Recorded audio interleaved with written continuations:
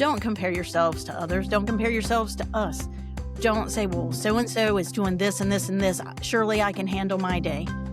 You are your own person, and nobody else is living your life right now with whatever stresses and other things you have going on in your mind.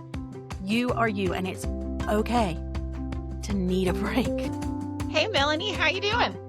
I'm okay. I want to be honest. I don't know that I'm okay. I don't know about you right now, but it seems like this is just a really crazy time of the year. And when I think back, I think it usually is. I think, especially I know for us, we're always getting ready to head into that Thrive conference stuff. And so, with our positions with NCHE, we have things to do for that. But I also think school-wise, we've gone through most of the year, and even though there's another couple of months, I think we're kind of on the tail end of things, and it's been a while since we've had a good break. True. It's true. That makes me think of, there's a meme that's out there that talks about, homeschool moms trying to finish this year's curriculum. Homeschool moms thinking about next year's curriculum. Exactly. It's like, it's that time of year where it feels like you really have to push through Yeah. to finish strong, if you finish, whatever that looks like in your house. But the new and a fresh start feels so much more exciting and appealing. Definitely. Well, and I'm thinking, because, we homeschool year round here. We do take certain breaks, and so I guess, we're probably needing to head into one here in another couple of months. Around that time of Thrive, we'll be, we'll take a couple of weeks then. But there's just something with this changeover and the switch between winter and spring. Yes. And daylight savings Yes. time, I can't get my hour back. It's just, it's taking a while. It's so crazy. I'm like, okay, when my kids were young, it really affected them. It affected their sleep. It affected our whole routine. It was such a pain. Now, obviously, most of my kids are grown. They are in their own houses and whatever. But now I think it affects me. Yeah, this has just been a really hard one for me. Now, I will admit, I was coming off of vacation, and, you think vacation's supposed to be that wonderful, I took a break from the things I had to do, but I was more tired when I got back and lost that hour of sleep, and yet had to get up and go to church really early that morning. I'm just really struggling right now with getting it all back together. And so I want to talk to parents today about, what do you do? And so I'm asking that question right now. What do you do when you feel that burnout? Let us know what it is that you do when you feel burnt out. Because I'm feeling it right now. And this particular week is not one where I have a lot of time to say, oh, I'm just going to take a break. Right. This time of year, I think, I've had a busy couple of weeks the last few weeks. And now I have a little bit of a lull as far as, things I have to do outside of my house. However, now that I've been busy for several weeks, I have tons of things to do in my house to catch up. I have to, focus on my teenager and make sure he's doing what he's supposed to be doing after being kind of left to his own devices a little bit too much. And yeah, it's a lot. I want to hear from you guys also. So put it in the comments or send us a message. We love to hear from you, as we always say, but we want to know, what are your ideas when you feel burnt out, when you feel worn out, tired, just like, ugh, sometimes just life feels heavy. And sometimes, you get to the time of year, we're through January and February. Hallelujah Thank you. to that. But yes, but, this can be a really busy time of year. It can be ramping up, but also you're trying to push through to get to the end of that math book, or, if we ever do that. I don't know if I've ever actually done that in all the years of homeschooling, but how do you do that? How do you push through and finish strong? I think Yes, that's always my word to myself is I want to finish strong. I don't want to be like, oh, we're just dragging through. exactly. And I want so much for our home and our homeschool to be life giving, to be, a place of joy. We talk all the time about we want to help parents homeschool with confidence and joy. That's what I want my homeschool to be like too. And sometimes that's harder than others. Yeah. So just if nothing else, guys, this is so all of you out there, we are just real homeschool moms. Amen. Is real life. This is where we are today. And so all of you out there, if you have ever had a time where you feel burned out or where you're struggling, you're not alone. You are not No. alone. I think every homeschool parent, mom or dad, that everyone I've ever talked to has had a point where they really needed a refreshment, where they really needed, just a boost, a renewal of their energy and their vision for their homeschool and all of that. Sometimes for me and for lots of those families, that boost, that renewal of that vision and all that comes from Thrive, comes from going to Thrive. I'm so looking forward to that for my own self and for, my family. But sometimes, yeah, you need to just figure something else out or figure out a way to finish strong. So we want to hear from you all about that. Please let us know how you feel. How you feeling? Are you burned out? Are And you it's feeling okay. good? Are you feeling strong? We want to know. And I hope that you have people around you to just talk to about that. Even this Yeah. couple of minutes that Amanda and I took before we started recording today to just say, I'm really feeling burnt out. I think voicing it to somebody Mhm. does something to your insides. And I think that's really important. And then acknowledging to yourself, hey, this is how I feel. And that's okay. And what Mhm. am I going to do to take care of myself? You know, stopping in the hallway, taking a minute to pray and say, God, direct this day so that I don't overdo it. And then what Mm. can I not do? And that's what Yeah. I've asked myself that multiple times today. What can I not do? And, Yes. I had multiple things I've done so far today. And then I knew I was coming to talk to you, Amanda. And I still have to take my dad to the doctor today.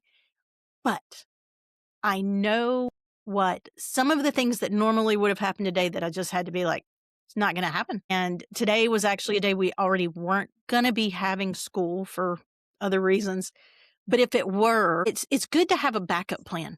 What are some things that they Mm. can do on their own Mhm. that they don't need you with? And then I know that when I'm done with this next doctor's appointment, I'm gonna change into my baggy t-shirt and my pair of shorts because it's not gonna be anything more than that at the hot flashes nowadays. And that's it. Right? My kids can get some leftovers out of the refrigerator, and I'm gonna take time with a book or a TV show.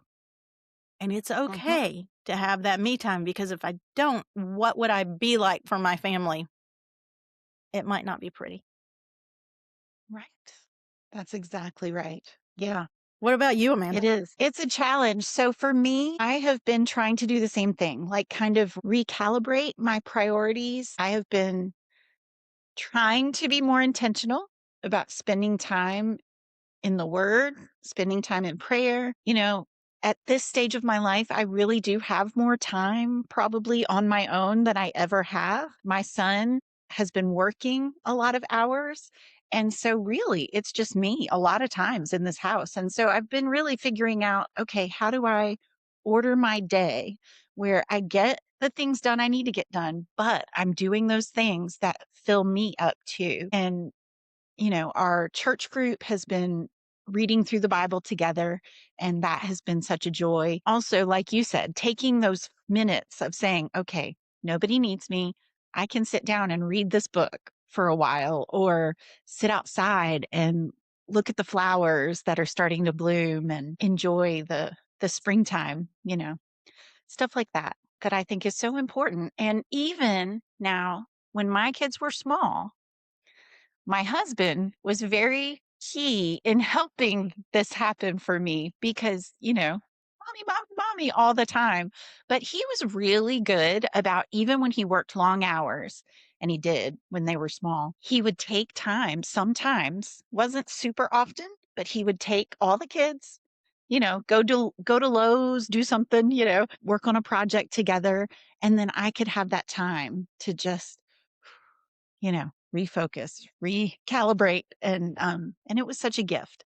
So if you're a mom with all littles and you can't just leave them at home and go somewhere, or they can't really be left on their own, try to figure something out. Talk to your husband, talk to a friend, see if you can carve out little moments that can Yes. just fill you up, that can refresh your soul and help you keep going, be able to wake up the next day and be like, okay, I'm ready. Yeah, and I think there's two things that you mentioned, that talking to your husband, and I know that we Mm, have this thing where we're like, well, he's working and he's busy and he has his own stresses, but you've got to have that open communication for so many reasons, for so many mhm. reasons. But, you said Yes. Lowe's, and I remember there was a time that Matt took all 5 littles with him. I don't know where Patrick was at the time, but he had all the 5 little ones at Lowe's, and he put them all in a shopping cart, and he was like, "I'm out." And she's alone, and she has time to breathe. And, yeah, he Yes. was busy, but he felt like he could take that on, and we can't decide for our husbands what they can and cannot take on. So we cannot compare ourselves and be like, "Well, he's busy too." Let him make that decision. And it's the same Agree. thing with your friends. Don't compare yourselves to others. Don't compare yourselves to us. Don't say, well, so and so is doing this and this and this. Surely I can handle my day. You are your own person, and nobody else Yes. is living your life right now with whatever Mhm. stresses and other things you have going on in your mind. You are you, and it's okay to need a break. Really, really That is is. so It's so good. important. Yes. Yes. I love All that. right. So good. So Okay. we didn't start out this Very show good. telling you what the plan was. We did not. In fact, we didn't even tell you what show this is. So, for all of you joining us right now, this is the Homeschool Show from North Carolinians for Home Education. I'm Amanda Wares, your host, and with me, as always, is the lovely Melanie Willis, our co host. Hey, Melanie. Thank you. Thank you. See, it's so good to talk to somebody with a nice voice. It's so nice. I love it. All right. So we talked about burnout because that was what was on both of our hearts today. And so what's left for the rest of our show? Well, we talked to you guys several weeks back about some homeschool law changes happening in West Virginia. And there's just a Mhm. lot of this in the news right now. And so we want to talk about Yes. this week. We're seeing some stuff about Connecticut and the things Mm. that are going on there with their homeschool law. We want to talk about that a little bit and then what that might mean for us here in North Carolina. So, Amanda, you had talked about that they did have a court date for this where people could, well, not a court date. What do you call that? What do you call it? A It's like a hearing, town maybe? A square type. hearing. Yeah. Yes. Okay. Where Well, parents and legislators could come out and talk about their thoughts on this law. And let me tell you just a little teensy bit of what this law is looking or this bill is looking like. They want to propose that if a family wants to homeschool in the state of Connecticut, that they would need to get approval. Okay. So this isn't like in North mm, Carolina where we are just telling the state we are going to homeschool.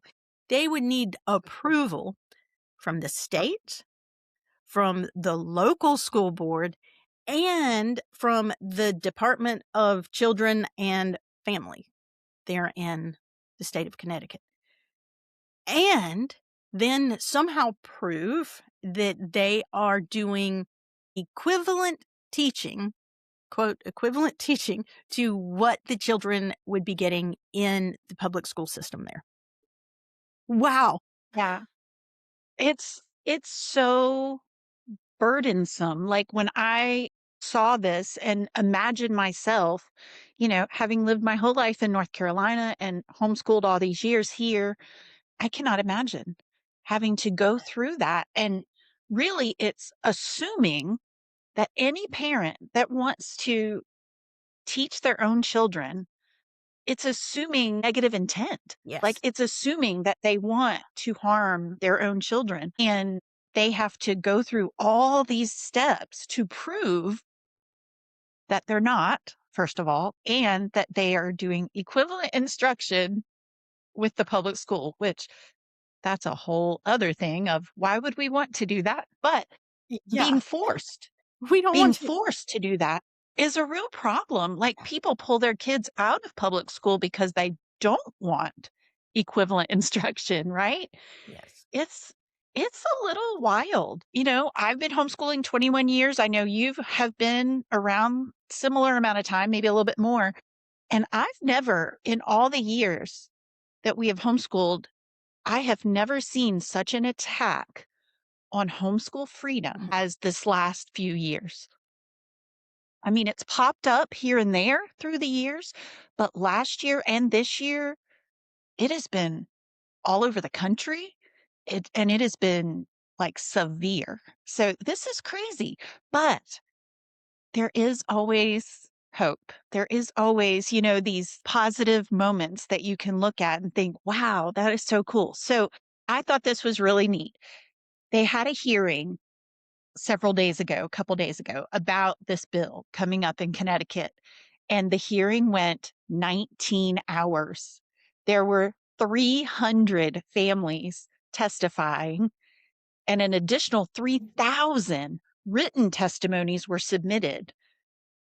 They testified all night long. There were families there with their kids. They were there all night long saying, what they thought about this and how they believe that it is the parents' right to care for and educate their own kids without the government, without the state, without the school board, all of those things telling them what hoops they have to jump through. And I just think that's incredible that that many people came out. They are being Yeah. threatened and they rose up. And I think that's really powerful to to hear. So Yes. all of you, anybody in Connecticut that sees this show, we in North Carolina are praying for you. We Absolutely. are, supporting you guys in the battle against this bill. But we need to be aware here in North Carolina that all Yes. it takes is one bill being introduced. And we are so blessed with how free Yes. we are. But it would not take much, you know, for those freedoms to be No, it taken wouldn't. away. I think as soon as we see any other states popping up with this kind of stuff, then it just starts spreading. And I've been homeschooling for a long time. And Yeah. if in the middle of my homeschool journey that came along and I kind of already felt like I knew what I was doing, Mhm. that would make me feel so incredibly self conscious. I just cannot imagine it because I'm that type of person. I'll take it personally. And I don't think that I would ever even begin that journey knowing these things, Mhm. and how sad is that? And it's a really, really sad situation, and I hope that, that God can prevail through it and help them. Yes, absolutely. And we'll keep you posted on what's happening as best we can throughout the coming weeks. But definitely, you guys out there, watchers and listeners, do some research and see if you're not aware of these attacks on homeschool freedom that are happening.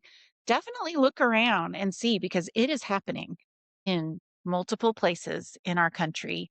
And I mean, really, around the world, it's even worse, way worse. But here in America, where we have been, kind of, I, I feel like we have taken our freedom for granted.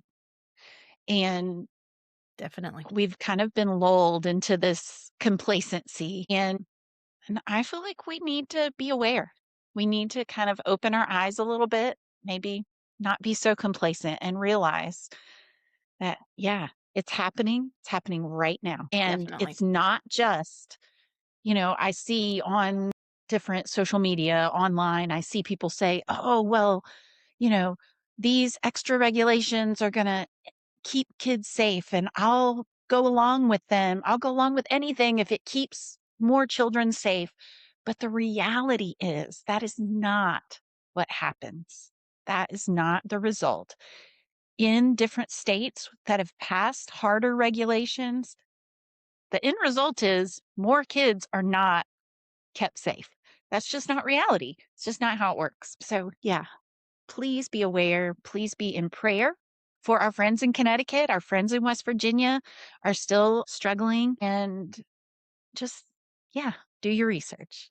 'Cause, when the country started out and we had a right to education and to an education system, but Mm, one being forced on us, you have to mhm, question why. Why would that mhm, be? And so I also wanna mention, Amanda and I have discussed that we have it very fortunate right now here in North Carolina. Our homeschool law is very doable, and we do have that right, and when we register or not even register, when we file our notice of intent, when we just tell the state, "We intend to homeschool our children," that's what it is, right. and we get that choice, and the ability to homeschool is such an amazing thing that we don't wanna ever Mm, take that for granted, and we need to remind ourselves today, in our homeschools, why do we choose to homeschool? Why do you choose to homeschool? Tell us in the comments. What's your why? Why have you chosen mhm, to homeschool your children? And what would mhm, it look like if that were taken away? Because I right. think we just really have such a great state to live in and be able to homeschool our children. And on those same lines, I do have to bring up you see so often people want to know, when are we going to get a tax credit for doing this? When are we going to get money because our taxes are going to the school system?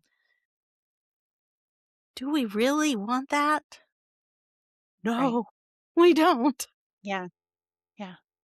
This is another one of those situations where you really need to look at some other examples, some other states that have implemented a program where, the politicians always say, "Oh, the money should follow the child," and all of that. They use these buzzwords and it sounds great. Well, of course, I pay taxes. My money should go to my child's education, and logically, sure. I would love if I didn't pay those taxes in the first place and could keep my money and use it for my children's education. But look at some of these other states that have implemented this kind of program where, across the board, universal school choice, the wording that they use. And they've had it for a few years. And then look at what starts to happen. And I have yet to see an example of it not having negative impact a little bit down the road. Look at Arizona, even Florida, look at Texas, look at some of these states that have implemented this. And then a few years down the road, things start to happen.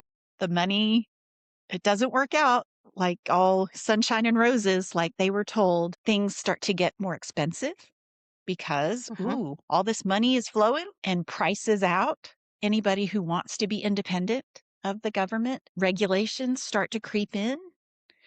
Yes. And, anytime you have that, it just happens every single time. What did Ronald Reagan say? The most scary words are, "I'm from the government and I'm here to help," right? You know, it's true. Look it up. Um, I am not a huge conspiracy theorist. However, I have heard in the last few years from some politicians that I think are hilarious that, you know, they stop being conspiracy theories when they're all true. And Exactly. I feel like with this particular issue, we really have to look at the people that are down the road a little further than we are at this moment Yes. and see what's happening to them. And Yes. it has caused me to change my thinking a little bit and to be even more cautious of any type of handout, any type of money, whether it's tax credit, voucher, ESA, opportunity scholarship, blah, blah, blah. Even the limited amount of this funding that we have in North Carolina. We still, even just, we've only had it, in an expanded way, maybe a year or two. And there's already organizations kind of trying to manipulate the system. And I feel like all of that is going to have a negative impact down the road. So it's just really important, guys. It's really so important. And it's one of those things that on the surface, sure, it sounds great. Who wouldn't want more money to be able to buy curriculum or, the things you want for your kids and their education? But you really have to think through all the consequences of those options. Yeah.